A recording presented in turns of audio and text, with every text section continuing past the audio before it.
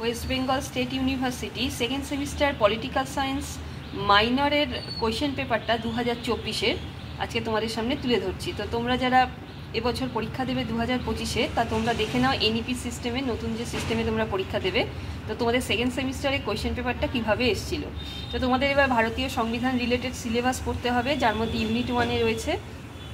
দেখে নাও কোয়েশ্চেনগুলো কীভাবে এসছে। নাগরিকত্ব প্রাপ্তি তোমার আর মৌলিক অধিকার থেকে একটা টিকা লিখতে হবে 5-এর। ইউনিট 2-এর মধ্যে থেকে রাজ্যপাল আর সুপ্রিম কোর্ট থেকে একটা টিকা এসছে, এখান থেকে একটা টিকা লিখতে হবে, দুটো এসছে, এর মধ্যে দিয়ে একটা টিকা লিখতে হবে। তাহলে ইউনিট 1-এ যে সিলেবাস আছে তার মধ্যে থেকে একটা টিকা তোমাদের লিখতে হয়, যেমন তোমরা ফার্স্ট সেমিস্টারে করেছো। আর ইউনিট 2-এ যা সিলেবাস আছে তার মধ্যে থেকে একটা টিকা লিখতে হবে। তো তার মধ্যে দিয়ে রাজ্যপাল আর সুপ্রিম কোর্ট এসে গিয়েছে, একটা যে কোনো তোমাদের চয়েস করে লিখতে হবে। তো দুটো 5-এর টিকা হয়ে গেল। এইবার হচ্ছে বড় কোয়েশ্চেন।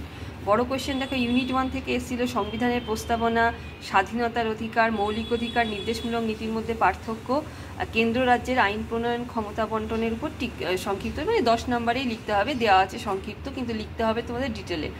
ইউনিট 2-তে দেখো যে কোয়েশ্চেন সিলেবাস আছে, তার মধ্যে 4টে কোয়েশ্চেন কী কী এসছে। রাষ্ট্রপতি এসে গেছে, ক্ষমতা কার্যাবলী, লোকসভা গঠন কার্যাবলী, রাজ্যপাল এসেছে, হাইকোর্ট এসে গেছে।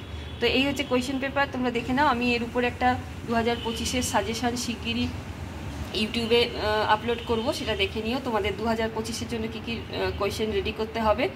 আর আমি এই পলিটিক্যাল সায়েন্স মাইনরের টিউশন পড়ানো শুরু করছি, প্রাইভেট টিউশন, এই মাস থেকে, অফলাইন অনলাইন। তো তোমাদের যদি মনে হয় যে তোমাদের টিউশন পড়ার দরকার আছে, তোমরা 8697036024 আমার এই নাম্বারে আমার সঙ্গে হোয়াটসঅ্যাপে যোগাযোগ করে নিও।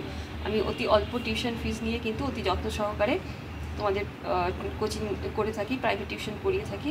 তো ভিডিওটা এখানে শেষ করলাম। কোয়েশ্চেন পেপারটা দেখে নাও, আর কিছু জানার থাকলে কমেন্ট করো। নতুন যারা দেখছো অবশ্যই কিন্তু সাবস্ক্রাইব করো।